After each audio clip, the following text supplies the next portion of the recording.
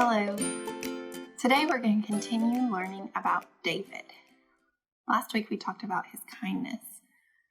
This week we're going to talk about something a little bit different. I want you to think about a time when you made a mistake. Did you tell people about it, or did you try to hide it? When we do sinful things, sometimes we try to hide those sinful choices. We often think that our sin won't be a problem if we can keep others from finding out about it. But today, we will learn that sin is always a problem because we can never hide our sin from God. Remember, we've been answering the big picture question: how is Jesus the perfect King? Jesus perfectly rules over the universe as the King of Kings. That means that Jesus has both the ability and the authority to do what he wants. And what he wants to do is always perfectly good and right. When we trust in and love Jesus, we will want to obey him. Obeying him is what's best for everyone. We learned a few weeks ago that God chose David to be the king instead of Saul. Saul was jealous and angry about this, and he tried to kill David. David showed mercy even though Saul hated him. After Saul died, David became the king. God promised that the Messiah would come from David's family. Later, David showed kindness to Jonathan's son even though he did not have to. After all these stories, it may seem like David, who was a great king, never made any mistakes. But let me assure you, only Jesus is perfect. Our story today is called David Sinned and Was Restored. Our story comes from the book of 2 Samuel, chapters 11 through 12 today. And we will also be referring to a psalm in the book of Psalms, Psalm 51. And we're going to watch our Bible story video together.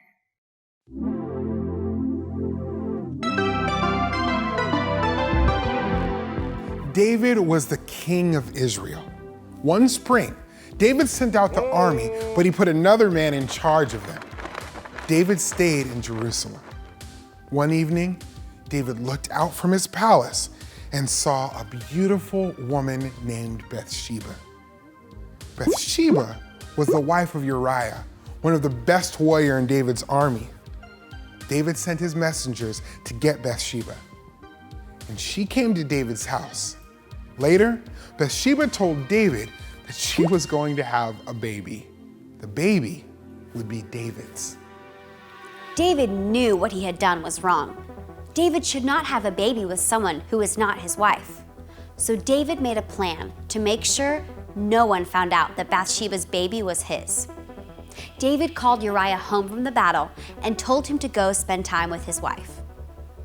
But Uriah didn't think it was fair for him to relax at home while the other men were at war.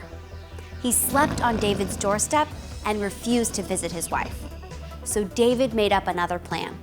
He instructed Joab, the leader of the army, to send Uriah into the hardest part of the battle so he would be killed. This time, David's plan worked. Uriah was killed in battle. David took Bathsheba into his house to be his wife, and she had a baby boy. God knew what David had done. He was not happy with David. God sent Nathan the prophet to talk to David. Nathan told David a story. A traveler came to a rich man who had many animals. The rich man did not offer his own animal. Instead, he took a poor man's lamb, the only lamb he had, and gave it to the traveler to eat. This story made David feel angry. The rich man should die, David said. You are the man, Nathan said. God had given David a position of great power, and David took what wasn't his. David realized he had sinned against God. David deserved to die. You won't die for this, Nathan assured David, but God will punish you. Your son will die instead. David confessed his sin and prayed, God, create a clean heart for me. David realized he could try to please God with sacrifices, but that wouldn't be enough to pay for his sin. God wanted David's heart to change so that he would not want to sin again. When David sinned against God, God forgave him, but sin always comes with a price. God spared David's life, but David's son died. When we sin, we deserve death, but we can receive God's forgiveness because God sent his son, Jesus, to pay the price for our sin. As you can see, David was far from perfect. When David tried to cover up his sin with Bathsheba, it led only to more sin, eventually even to the killing of Uriah, Bathsheba's husband. It is very scary to think about other people knowing the sinful things we do, but trying to cover up our sin is never the wise choice. David repented and God forgave him. In a way, we can think about sin as being darkness. Imagine a room that is completely dark, with no light at all. You wouldn't be able to see anything, so you might stumble, fall, or hurt yourself. You cannot get rid of a dark room by covering it with more darkness.